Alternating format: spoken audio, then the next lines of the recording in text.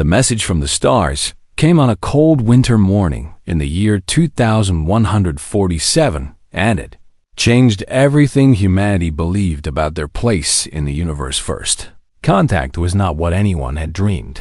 It would be ships that appeared above Earth were massive beyond imagination, and they blocked out the sun over 3 continents at once, and the world watched in silence as smaller vessels descended through the clouds and landed in every major city on the planet.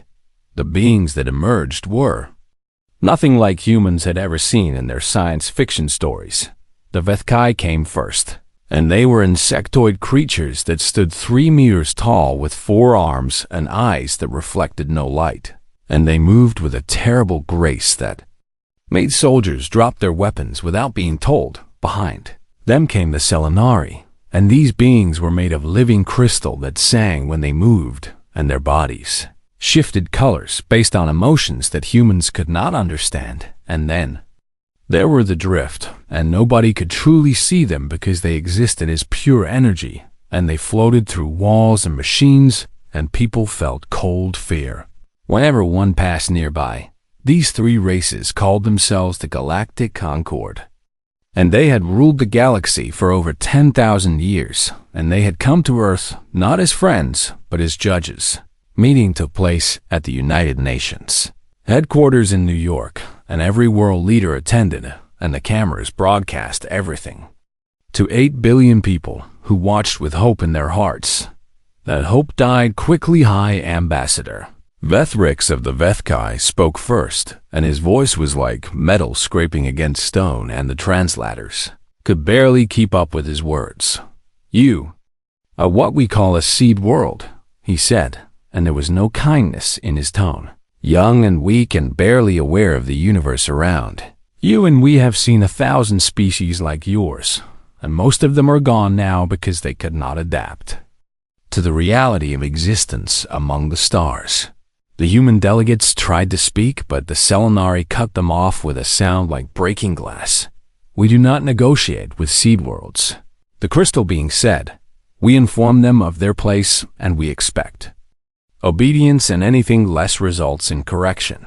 The Drift said nothing, but the room grew colder, and everyone understood the threat. The terms were simple and brutal. Humanity would receive 1 star system beyond their own, and they would not expand past those borders under any circumstances, and they would provide tribute to the Concord in the form of resources, and they would accept observers on their worlds to ensure compliance, and as a demonstration of power, the Concord fleet moved toward Earth's moon. The world watched in horror as massive machines descended onto the lunar surface, and within 6 months, the moon had been stripped of 40% of its mass, and great scars covered its face that could be seen from Earth with the naked eye. They called it tribute, but everyone knew it was humiliation. Protests erupted across the planet, and militaries made plans that everyone knew were useless, and some people fell into despair, and others burned with rage that had nowhere to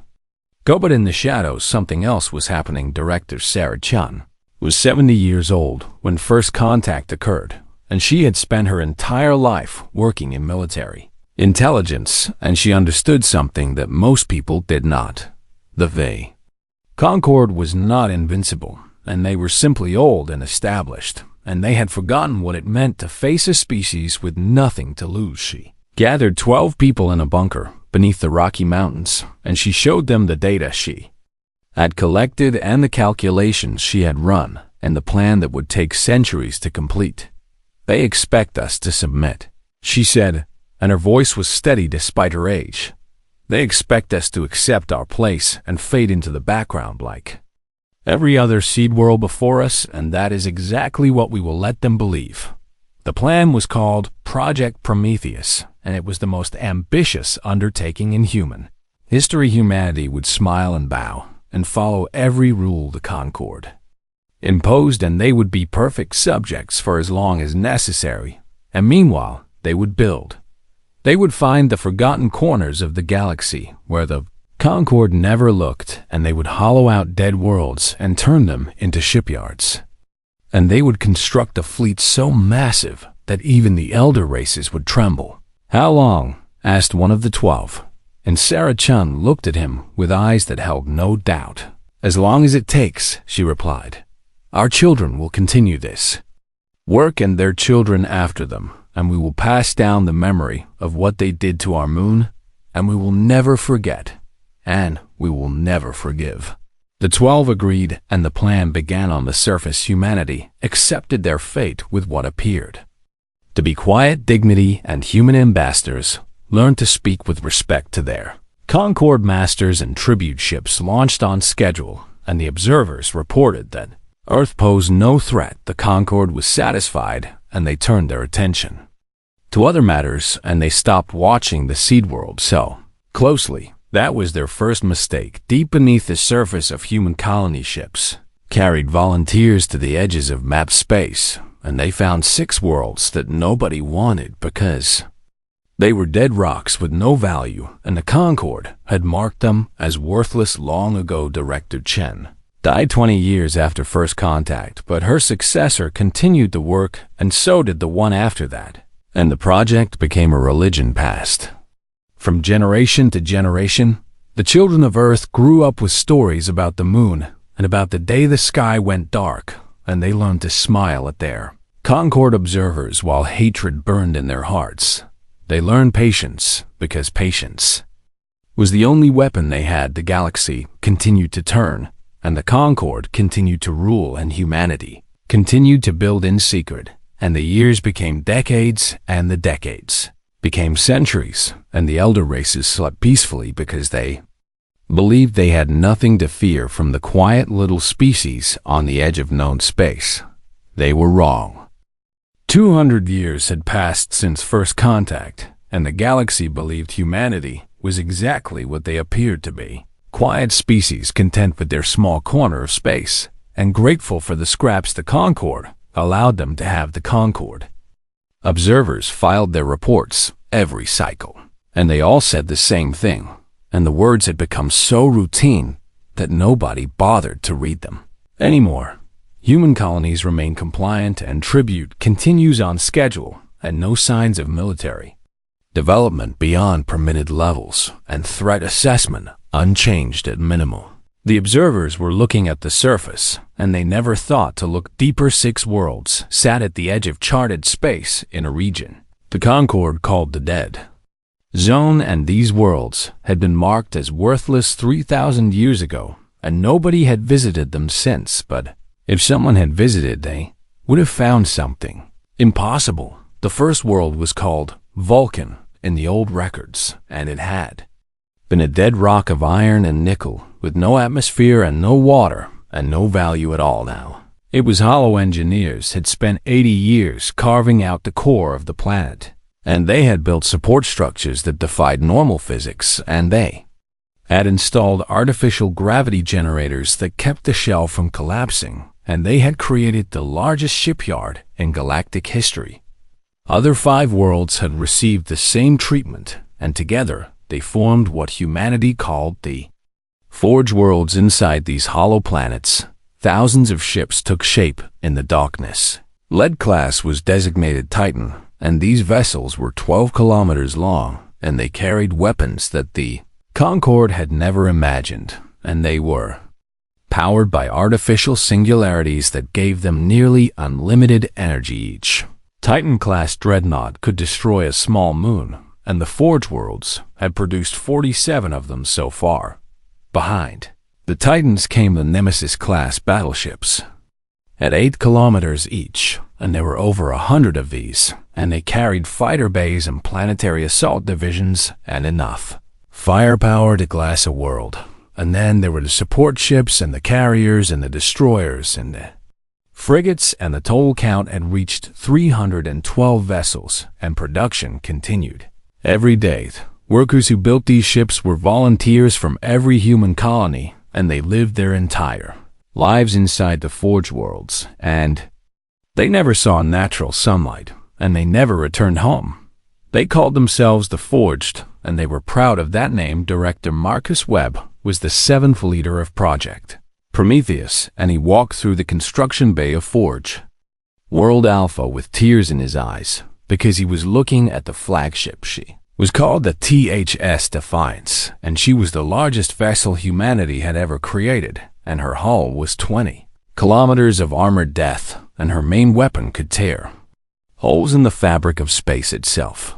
She will be ready in 6 months, said Chief Engineer Yuki Tanaka, and she was 90 years old, and she had spent her entire life working on this one ship. I never thought I would see her finished. Marcus placed his hand on the cold metal of the hull, and he thought about Director Chun, who had started all of this, and he thought about the thousands of people who had died building this fleet, and who had never known if their sacrifice would matter. They took our moon, he said quietly. They humiliated us in front of the entire galaxy, and they expected us to accept it forever. Yuki nodded, and her eyes were hard, despite her age. My grandmother was alive during first contact, she said. She told me stories about the day the Vethkai landed and about the fear that gripped the world, and she made me promise to never forget. None of us have forgotten, Marcus replied. Training programs had been running for over a century, and every ship had a full crew ready to serve, and these crews had spent their lives preparing for a war that might never come. Admiral Chen Wei was the great-great-granddaughter of Director Sarah Chun, and she commanded the Defiance, and she had been born inside Forge World Alpha, and she had never set foot on Earth. But she knew Earth, and she knew what had been done to her people, and she was ready. Fleet conducted exercises in the darkness, between stars, where no one would see them, and they perfected tactics that exploited every weakness in Concord technology, and they ran simulations of battles against enemies that outnumbered them 10 to 1. They always won the simulations. The weapons humanity had developed were unlike anything the galaxy had seen because human scientists had approached the problem from angles that the elder races had never considered. That the gravity lance could crush enemy ships like paper by creating focused gravitational fields, and the void torpedoes created miniature black holes that devoured everything in their path, and the shield breakers phased through conventional defenses like they did not exist. The bondage did not exist. Concord had grown comfortable over 10,000 years of supremacy, and their technology had stagnated because nobody challenged them and nobody pushed them to improve. Humanity had spent 2 centuries doing nothing but improving. Marcus called a meeting of the Prometheus Council, and representatives from all 6 Forge worlds attended via secure channels, and the message was simple. The fleet is nearly complete, he said. We have 300 ships ready for deployment, and crews trained to peak efficiency, and weapons that will change the nature of warfare. When do we move? Asked Admiral Chun Wei, and her voice was calm, but her hands were tight on a chair. We wait, Marcus replied. We have waited 200 years, and we can wait a little longer, because we will only get one chance at this, and we must not fail. The council agreed, and the waiting continued. But the universe had other plans. 3 weeks later, the news reached the Forge worlds through channels that humanity had carefully maintained with the outside galaxy. The Vethkai Dominion had invoked an ancient Concord law, and they had declared humanity's worlds to be protectorate territories, and they were sending a subjugation fleet to take Earth and all her colonies. The elder race had grown tired of the quiet little species, and they wanted human worlds for their breeding grounds. And they expected no resistance. Marcus read the report 3 times, and then he smiled. So they come to us, he said. That saves us the trouble of going to them.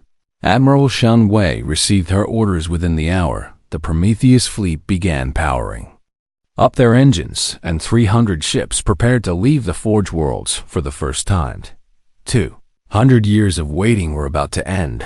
The galaxy had no idea what was coming. Admiral Vethrix the Younger commanded the subjugation fleet, and he was the grandson of the same Vethrix who had humiliated humanity 2 centuries ago. He considered this assignment beneath him. 50 warships seemed excessive for a species that had shown no signs of military capability, and his officers had complained about being sent to deal with the seed world when there were more important matters elsewhere. But orders were orders, and the Dominion wanted human space for expansion, and someone had to collect it. The fleet dropped out of faster-than-light travel at the edge of the Sol system, and their sensors immediately began scanning for any sign of resistance. They found nothing. Earth's orbital defenses were exactly as the observers had reported, and they were minimal and outdated, and they posed no threat to even a single Vethkai cruiser admiral. Vethrix made a sound that was the Vethkai equivalent of a laugh. "Open a channel to the human government," he ordered. "Inform them that they have one standard cycle to surrender all territories, and that resistance will result in the complete destruction of their home world." The communications officer obeyed, and the message was sent, and the fleet began moving toward Earth. At a leisurely pace, they did not notice the energy readings at the edge of the system. They did not see the shadows moving between the stars. Admiral Chen Wei stood on the bridge of the THS Defiance, and she watched the enemy fleet on her tactical display, and she felt nothing but cold focus. "All ships report ready," said Commander James Okonkwo, her first officer. "The fleet is in position and weapons are charged." "How many of them?" Chen Wei asked, even though she already knew 50 warships. Okonkwo replied, 30 cruisers and 15 destroyers and 5 carriers, and they are moving in standard Vethkai formation with no scouts deployed. Chen Wei nodded slowly. The Vethkai were arrogant, and they expected no challenge, and they had not bothered with even basic tactical precautions. "Activate the dampening field."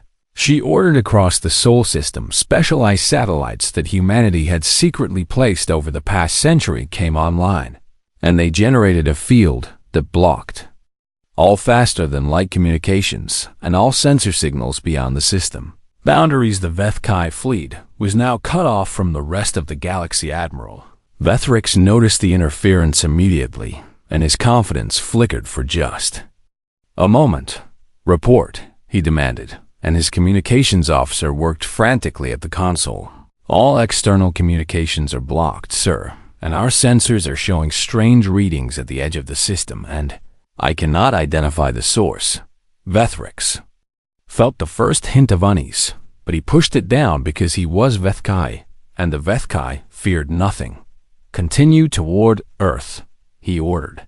"It is probably some natural phenomenon or a malfunction in our equipment." That was when the stars began to go dark one by one. The distant points of light around the fleet disappeared, and it was as if something massive was moving between them, and the darkness spread in a circle that closed around the Vethkai ships. "Admiral," the sensor officer said, and there was fear in his voice, "I am detecting multiple contacts emerging from behind the outer planets and the gas giants and the asteroid field, and sir, there are so many of them." The tactical display lit up with red markers, and Vethrix stared at the screen in disbelief, because what he was seeing was impossible. 300 vessels had appeared from nowhere, and they surrounded the Vethkai fleet on all sides, and the smallest of them was larger than his flagship. "That cannot be correct," he said. "Run the scan again." "I have run it 5 times, sir, and the readings are confirmed. And these ships, they are massive, and I have never seen anything like them." The THS Defiance moved forward from the formation, and Admiral Chen Wei opened a channel to the enemy fleet, and her face appeared on every screen in the Vethkai Armada. "Admiral Vethrix," she said, and her voice was steady and calm. "I am Admiral Chen Wei of the Terran Human Authority, and you have entered our space without permission, and you have threatened our worlds and our people." Vethrix tried to respond, but his voice would not come. 200 years ago, your grandfather came to our world, and he called us weak, and he stripped our moon for resources, and he told us to know our place. Chen Wei continued. "We have spent every moment since then preparing for this day." The tactical display showed the human ships moving into attack formation, and their weapons were powering up, and the energy readings were off the scale. "You taught us what the galaxy thinks of the weak. Chen Wei said. "We learned." Admiral Vethrix finally found his voice. "You cannot do this," he said. "The Concord will not allow it, and if you attack us, you will face the full might of the Dominion, and we will burn your worlds to ash." Chen Wei smiled, and it was not a pleasant expression. "Your fleet has been cut off from all communications," she said. "No one knows you are here, and no one is coming to help you, and the Concord cannot save you." "What do you want?" Vethrix demanded, and he hated the fear he heard in his own voice. "I want you to understand something," Chen Wei replied. "For 2 centuries, your observers watched us, and they saw a compliant species that accepted their fate, and they reported that we posed no threat, and they were wrong. The Defiance moved closer, and Vethrix could finally see the flagship clearly, and it was a monster of metal and weapons, and it made his own ship look like a toy. We built these ships in secret," Chen Wei said. "We trained these crews in darkness, and we forged these weapons with hatred in our hearts. And now we are going to show you what humanity can do when we have nothing to lose." Vethrix looked at his tactical display, and he saw his 50 ships surrounded by 300 human vessels, and he understood that he was going to die. "All ships," he ordered, and his voice cracked, "battle stations and prepare to engage." It was the only order he would ever give. Admiral Chen Wei closed the channel and turned to her weapons officer. "Fire." The Prometheus fleet opened fire, and the darkness of space became light. The Battle of Seoul lasted 11 minutes. Admiral Vethrix watched his fleet die, and there was nothing he could do to stop it. Human weapons were unlike anything he had ever seen, and the gravity lances crushed his cruisers like they were made of paper, and the void torpedoes created black holes that swallowed his destroyers whole, and the shield breakers passed through his defenses as if they did not exist. His ships tried to fight back, and their weapons fired, and their missiles launched. And none of it mattered. The human vessels absorbed the attacks like they were gentle rain, and their shields held without even flickering, and the technology gap was so vast that it defied comprehension. "Admiral," his first officer screamed, "we have lost 30 ships, and we cannot penetrate their defenses, and we need to retreat." "We cannot retreat," Vethrix replied, and his voice was hollow. "They have blocked our faster-than-light drives, and we are trapped."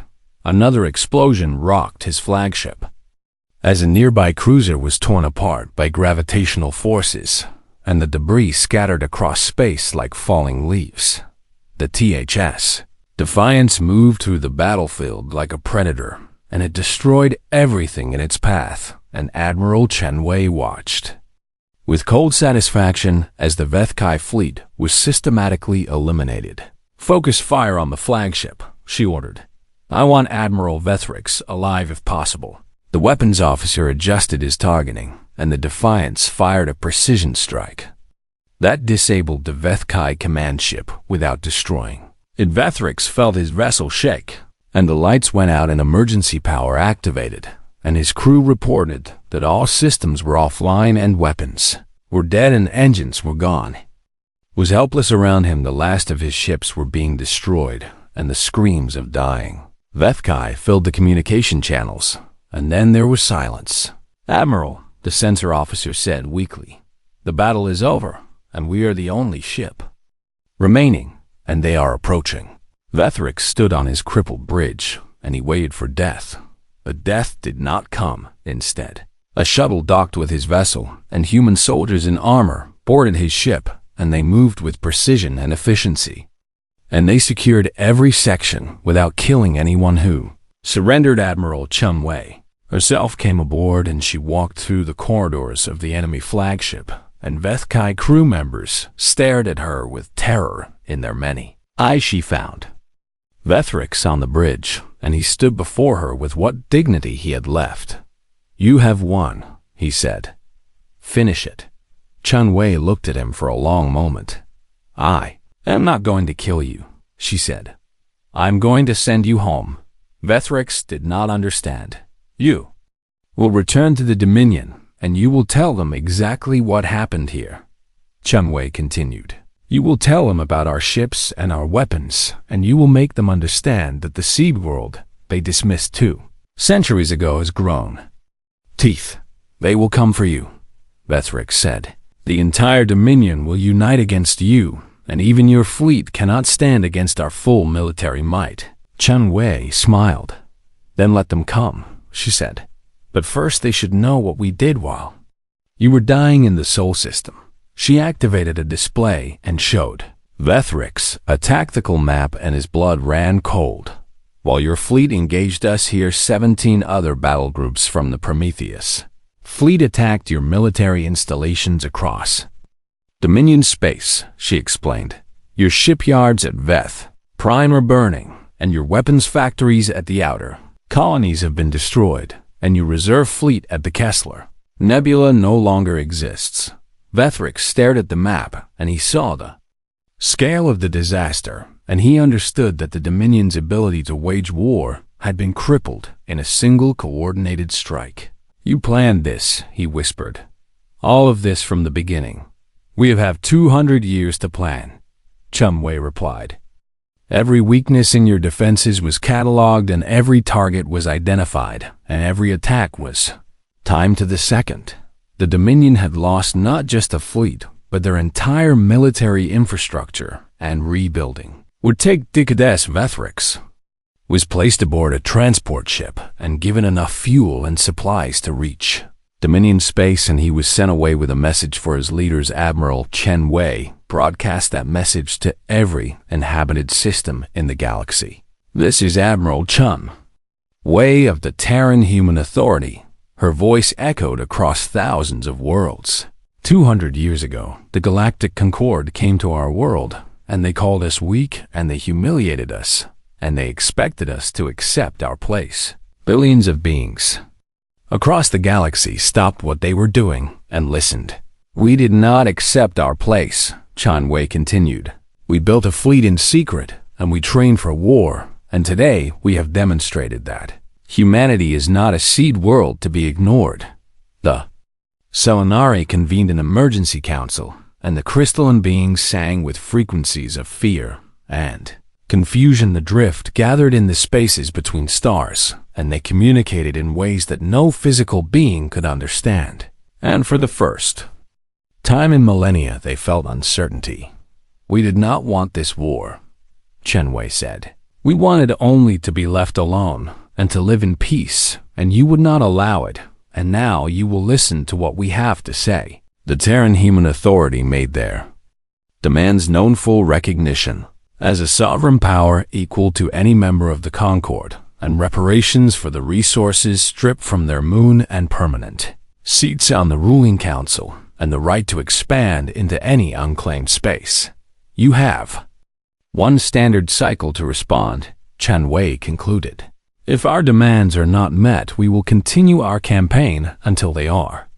The galaxy had believed humanity was harmless and compliant. Unforgettable? They have been very wrong in the halls of power. Across 1,000 worlds, leaders gathered, and they debated, and they argued, but they all came to the same conclusion. The elder races could not win this war. Prometheus' fleet was too powerful, and humanity had proven that they could strike anywhere, at any time, and the cost of continued conflict would be catastrophic. The Galactic Concord sent their reply within hours. They accepted every demand. Admiral Chen Wei read the message on the bridge of the Defiance, and her crew cheered, and celebrations erupted across the human colonies. But Chen Wei did not smile. She thought about her great-grandmother who had started this journey, and about the thousands who had died building the fleet, and about the children who had grown up inside Hollow planets. Never seeing the sun victory had cost them so much, and she wondered what kind of people they had become. The treaty was signed on Earth, in the same building where humanity had first been told to know their place. The irony was not lost on anyone. Representatives from every major power in the galaxy gathered in New York, and they walked through streets lined with human crowds, and the people did not cheer or celebrate. They simply watched. The Selenari ambassador was a being of pale blue crystal named Crystallis, and she had lived for over 3,000 years, and she had never felt fear until now. They do not seem happy, she observed to her aide. I expected celebration. They have been waiting 2 centuries for this moment, the aide replied. Perhaps celebration seems inadequate. Admiral Chen Wei attended the signing as the military representative of humanity, and she wore a simple uniform without medals or decorations, and she stood with her hands clasped behind her back, and her face revealed nothing. The drift were present as well, and their energy forms flickered in the corners of the room. And nobody could tell what they were thinking. High Ambassador Salenthis of the new Vethkai government stepped forward, and he was not related to either of the Vethrix admirals who had caused so much harm, and he had been chosen specifically because he represented change. On behalf of the Galactic Concord, he said, we acknowledge the Terran human authority as a full and equal member of the galactic community, and we offer our sincere regret for the actions of our predecessors. He signed the document with a marking that was unique to Vethkai biology Admiral Chen Wei signed for humanity, and her signature was simple and clear. Treaty granted everything humanity had demanded and more, and it established protections for seed worlds throughout the galaxy, and it created a new framework for relations between species that would prevent the kind of abuse humanity had suffered. When the ceremony ended, the dignitaries mingled, and ambassadors made polite conversation, and everyone pretended that everything was normal. Crystallis approached Admiral Chen Wei, and the crystal being studied the human with ancient eyes. You fascinate me, Crystallis said. Your species achieved in 2 centuries what others have failed to achieve in millennia. Chen Wei looked at the alien, and her expression did not change. We had motivation, she replied. Yes, Crystallis agreed. Hatred is a powerful force, and you have demonstrated that clearly. It was not hatred, Chen Wei said. It was memory. And we remembered every insult and every humiliation, and we passed those memories to our children, and they passed them to theirs. Crystallis made a sound like wind chimes. And now that you have won, what will you do with that memory? Chen Wei did not answer immediately. 1 week later, she stood before the Terran Parliament, and the chamber was filled with representatives from every human world, and they had gathered to hear what their greatest military hero had to say. We have won, Chen Wei began.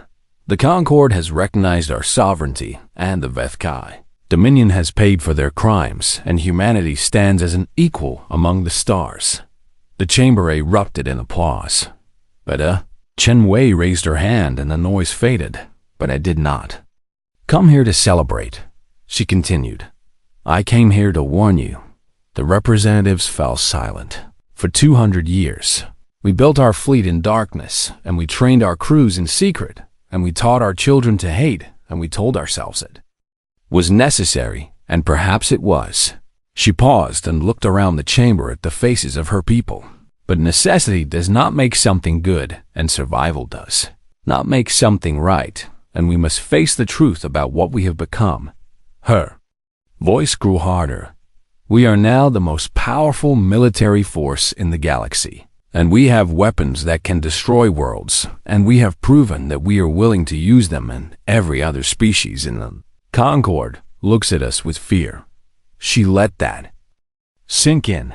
Is that what we want to be? And is that the legacy we want to leave for our descendants? And did we spend 2 centuries building this fleet just to become the same kind of bully that victimized us? The chamber was completely silent. I spent my entire life preparing for war, Chen Wei said. I was born inside a hollow planet, and I never saw the sun until I was 30 years old, and I trained every day to kill our enemies, and I was very good at it. She looked down at her hands. But the war is over now, and we have a choice to make, and we can use our power to dominate and control and punish, or we can use it to protect and help and build. A build. Representative from Mars stood up. What are you suggesting, Admiral? Chen Wei met his eyes. I am suggesting that we remember why we built this fleet in the first place, and it was not because We wanted power, and it was not because we wanted revenge. And it was because we were afraid and we were alone and no one would help us, she gestured toward the window where stars were visible in the evening sky. There are other species out there who are afraid and alone right now, and there are seed worlds being exploited, and there are peoples being oppressed, and we have the power to change that. The chamber began to murmur with discussion. The Prometheus fleet can patrol trade routes and protect the vulnerable. And we can stand against tyrants wherever they rise. And we can show the galaxy that humanity is more than just warriors. She straightened her shoulders. We can show them what we wanted to be all along. The debate lasted for 3 days, and there were arguments on all sides, and some wanted to use humanity's new power for expansion, and some wanted isolation, and some wanted exactly what Chen Wei had proposed. In the end, the Parliament voted to establish the Terran Protectorate Fleet.